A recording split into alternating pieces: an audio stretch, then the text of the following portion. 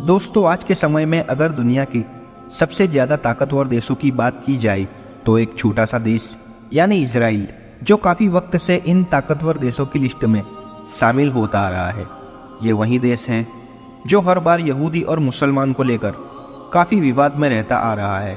लेकिन दोस्तों, अगर बात की जाए इजराइल देश की, तो ये देश जो साल 1948 से पहले इस दुनिया के मैप्स में था ही नहीं। और दोस्तों, ये बात तो हम और आप सभी लोग बड़ी अच्छी तरीके से जानते हैं कि इस वक्त फिलिस्तीन और इजराइल के बीच एक बड़ी ही खतरनाक जंग चल रही है। ये जंग पिछले 18 साल से तकरीबन कई बार होती आ रही है।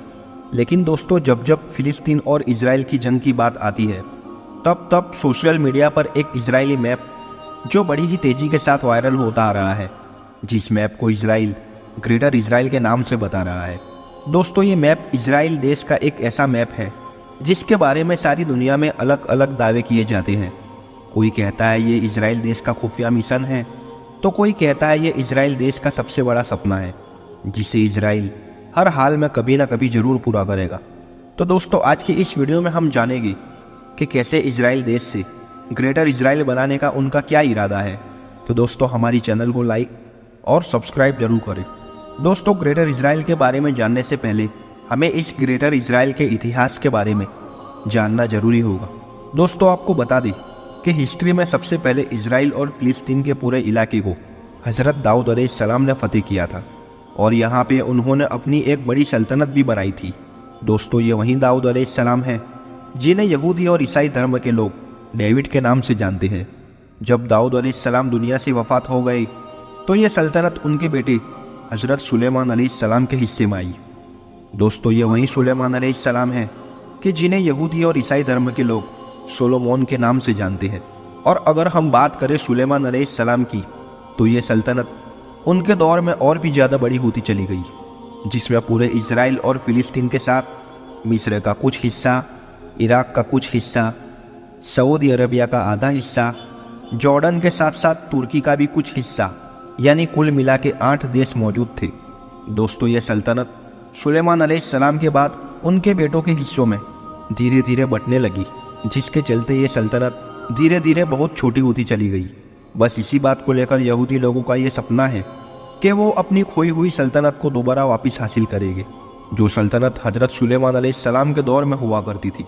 बस इसी बात को लेकर यहूदी फिर से ये सारी जगह को वापस अपने कब्जे में लेना चाहते हैं और फिर से इजराइल को ग्रेटर इजराइल बनाना चाहते हैं। दूसरी तरफ यहूदियों का मानना है कि उनकी पवित्र किताब यानी तौरात में उनके रब ने वादा किया है कि उन्हें दुनिया की सबसे बड़ी सल्तनत हासिल होगी, जिसमें बहुत से देश शामिल होंगे।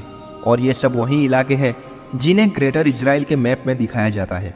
दोस्तों, आपको बताते चले कि मुस्लिम धर्म के मुताबिक कयामत से पहले हजरत ईसा अलैहिस्सलाम जरूर आएंगे और उनके आने के बाद पूरी दुनिया में सिर्फ एक ही मजहब होगा, यानी मुसलमान।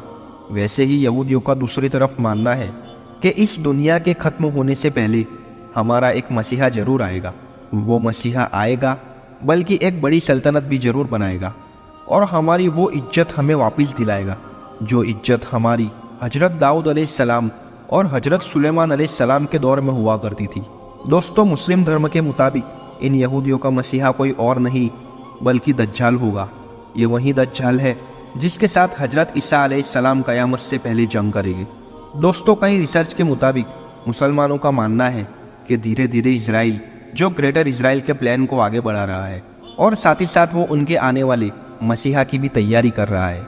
लेकिन दोस्तों, दूसरी तरफ इजरायली सरकार जो बार बार ये दावों को झूठ साबित करती हुई आ रही है और उन लोगों का कहना है कि इजराइल ने कभी भी ग्रेटर इजराइल बनाने का कोई प्लान नहीं किया।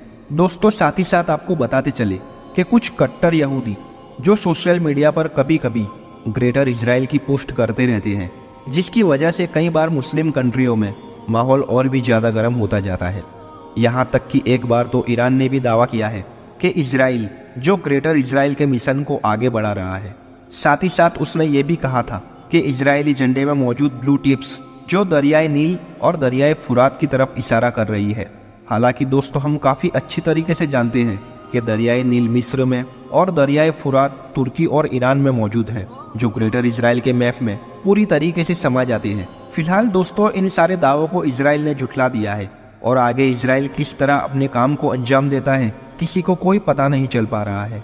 तो दोस्तों हमारी वीडियो को हम यहीं पे पूरा करते हैं और मिलते हैं आपसे अगली वीडियो में। तब तक के लिए अल्लाह हाफिज।